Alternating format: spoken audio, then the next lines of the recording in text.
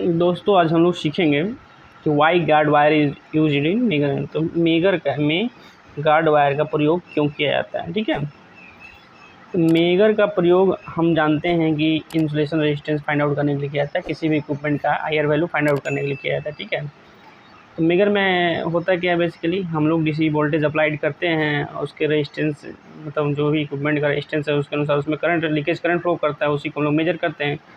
ये Ohm's law के अनुसार हम जान रहे हैं कि भी वोल्टेज जो होता है वो डायरेक्टली प्रोपोर्शनल होता है आई के। वोल्टेज जो है समानुपाती होता है करंट का, या V = IR भी लिख सकते हैं इसको। और यहाँ यही R = V/I, इसी से हम जो है इंसुलेशन रेजिस्टेंस फाइंड आउट करते हैं। अब चूँकि मेगर के कारण जो करंट फ्लो होता है इक्विपमेंट में इंसुलेशन रेजिस्टेंस चेक करते समय, उसी करंट वैल्यू को हम लोग इंसुलेशन लीकेज करंट भी बोलते हैं। ठीक है, जो बहुत स्मॉल होता है, वेरी स्मॉल।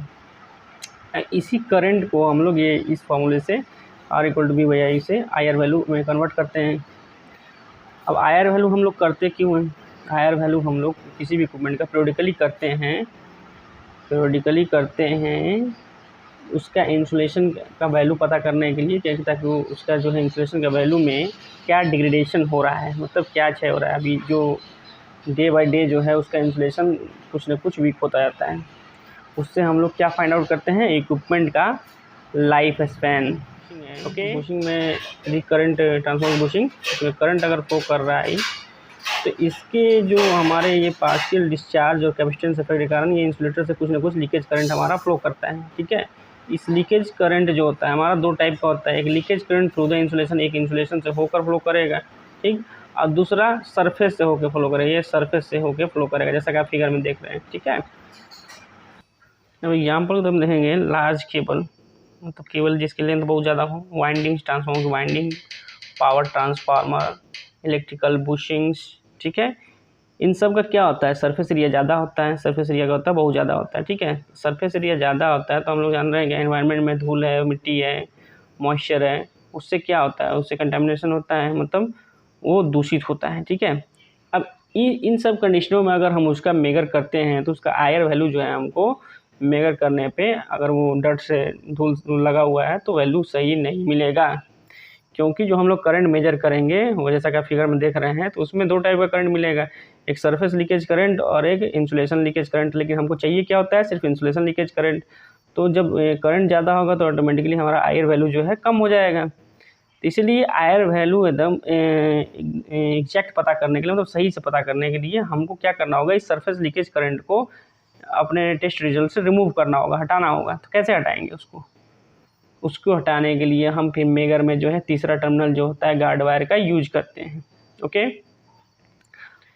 आईआर वैल्यू अगर 1000 मेगा ओम से ज़्यादा रिक्वायरमेंट होता है किसी भी इक्विपमेंट का, अगर आईआर वैल्यू 1000 मेगा ओम से ज़्यादा है तो उसमें गार्ड टर्मिनल का उपयोग हमें करना ही चाहिए। ओके, मेगर में गार्ड टर्मिनल जो होता है वो तीसरा कनेक्शन होता है, जैसे कि हम अभी मेगर का फिगर जो देख रहे हैं उसमें गार्ड टर्मिनल का उपयोग होता है। तो टर्मिनल एक्चुअली होता किस लिए है, तो गार्ड टर्मिनल आपका जो है सरफेस लीकेज करंट के return path, surface leakage current जो होता है उसको रिटर्न प्रोवाइड करता है। ठीक है, जो गार्ड टर्मिनल हुआ मेगर में वो किस लिए यूज होता है, सरफेस लीकेज करंट के लिए रिटर्न पाथ प्रोवाइड करता है। तो गार्ड टर्मिनल का एक्चुअली हाई वोल्टेज का सिस्टम है, इक्विपमेंट, उसमें आईआर वैल्यू फाइंड आउट करना है। गार्ड टर्मिनल का कहाँ यूज करते हैं,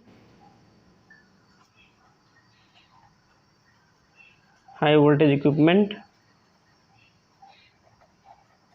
जैसे ग्रेटर देन माने 33 kV हाई वोल्टेज इक्विपमेंट में, और आपका जहाँ रेजिस्टेंस का वैल्यू 1000 मेगा ओम से ज़्यादा का रिक्वायरमेंट है, आईआर वैल्यू 1000 मेगा ओम से ज़्यादा का रिक्वायरमेंट है, वहाँ पे हम गार्ड टर्मिनल का यूज करते हैं।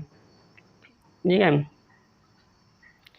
और इस प्रकार से हम लोग देखते हैं कि गार्ड टर्मिनल का यूज जो होता है वो बस सरफेस के लीकेज करंट को हटाने के लिए यूज किया जाता है, ताकि हमारा आईआर वैल्यू जो है, आईआर वैल्यू किसी भी इक्विपमेंट का वो हमें सिर्फ और सिर्फ लीकेज करंट से ही, इंसुलेशन लीकेज करंट का ही से पता चले। इंसुलेशन लीकेज करंट से ही मिले। सरफेस लीकेज करंट को हम लोग क्या करते हैं, रिमूव कर देते हैं गार्ड टर्मिनल का प्रयोग करके। इससे हमारा जो आईआर वैल्यू रहता है इक्विपमेंट का वो हेल्दी प्राप्त होता है, बढ़िया प्राप्त होता है। ओके, धन्यवाद।